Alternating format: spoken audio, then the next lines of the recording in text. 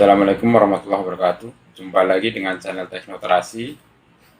Semoga teman-teman semua dalam keadaan sehat, walaupun kondisinya sekarang mungkin masih pandemi COVID ya. Pada perjumpaan kali ini saya akan membahas mengenai teknologi kamera.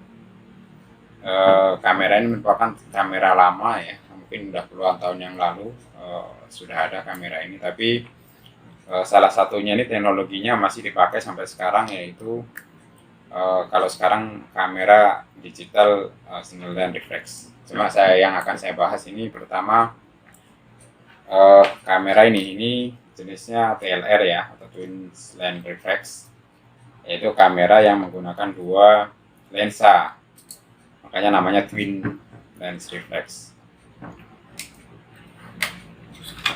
Dua lensa ini, satu yang di atas ini berfungsi sebagai pembidik, dilihat dari jendela bidik yang di atasnya ini. Kemudian yang di bawah ini merupakan lensa utama. Lensa utama itu nanti akan menyalurkan cahaya yang ditangkap kamera ini ke film ya, karena ini kan kamera film analog ya, belum digital. Kelebihannya dari kamera ini adalah bahwa dia tidak akan menimbulkan suara berisik seperti halnya SLR, karena dia tidak pakai cermin pantul ya, atau mirror gitu kan. Ini berarti bisa disebut juga mirrorless gitu kan, makanya lebih tenang. Lebih tepatnya lebih tenang ya, waktu display itu nggak bunyi cekek gitu ya. Kemudian yang kedua, tidak terjadi blackout. Blackout itu kan kalau kamera SLR ini karena pakai cermin pantul, pada saat dijepret, pengambilan gambar itu kan ada masanya cermin pantul itu kan terangkat atau menutup pandangan dari jendela bidik ini, maka ada tertutup sebentar gitu ya, itu yang namanya blackout. Kemudian yang ketiga, ini jendela bidiknya kan besar, ini bisa dilihat ini besar, jadi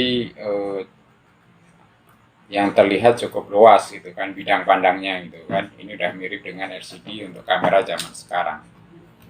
Adapun kekurangannya, ini kan lensanya fix ya, itu jadi tidak ada pengaturan fokusnya gitu kan. Fokus ya sesuai ininya aja, atau kita maju mundurkan aja gitu dong. Yang kedua, akan terjadi parallax error itu, atau yang disebut paralaks sudut pandang. Paralaks itu artinya apa yang dilihat di jendela bidik ini tidak sama dengan yang ditangkap oleh kamera, karena posisi lensanya kan beda. Mungkin kalau jaraknya jauh, penyimpangannya itu nggak terasa, tapi semakin dekat akan semakin terasa bahwa yang dilihat di jendela bidik akan beda dengan yang ditangkap oleh kamera seperti itu. Kemudian ini kan ukurannya besar ya, ukurannya besar karena ini pakai film format 120 nih. Ukuran filmnya itu 60 kali 60 mm atau 6 kali 6 cm gitu. Jadi itu kelebihan dan kekurangannya dari kamera twin lens reflex. Kemudian saya akan berlanjut pada kamera single lens reflex. Single lens reflex ini kemudian popularitasnya menggantikan TLR karena pertama dia lebih ringkas, yang kedua karena lensanya cuma satu, maka tidak akan terjadi parallax error, yaitu apa yang dilihat jendela bidik itu akan sama dengan yang ditangkap oleh kamera gitu kan.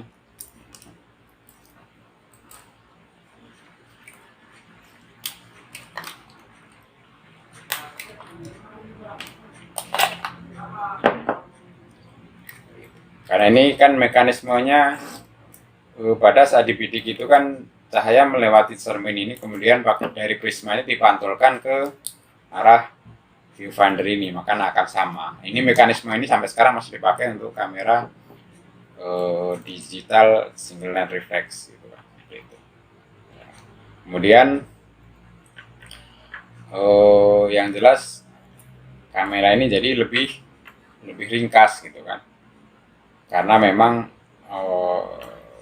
lensanya cuma satu, tidak memerlukan ruang yang lebih besar. Apalagi ini kan kamera menggunakan film 35 ya, atau 135, ukuran tepatnya kan 36 mm kali 24, atau yang sekarang untuk digital itu namanya diistilahkan full frame, jadi patokan untuk kamera yang lain gitu kan, karena kan ada sensor yang, kalau sekarang kan sensor full film ya, ada yang lebih besar, ada yang lebih kecil gitu. Nanti mungkin akan kita bahas dalam kesempatan yang lain seperti itu. Jadi ini contohnya, ini pada saat, nah ini akan terjadi blackout, itu salah satu kekurangannya. Nah, kemudian bersuara, nah ini kan, nah ini bersuara, kemudian pada saat jepret ini kan terangkat ininya, mirrornya itu terangkat, nah makanya akan menutup viewfindernya, itulah yang terjadi blackout seperti itu. Kemudian karena ada mekanisme buka nutup ini, ada masa ausnya gitu, makanya kalau kamera sekarang kan kalau teman-teman lihat kamera DSLR ya, ada digital single lens reflex yang dijual itu kan disebutkan SC-nya atau shutter count-nya itu kan banyak jepretan itu, karena ada umurnya gitu ya, makin sering jepret itu umurnya makin pendek karena dia makin banyak digunakan, kan dia akan ada mekanismenya gitu kan, mekanisme buka tutupnya seperti itu.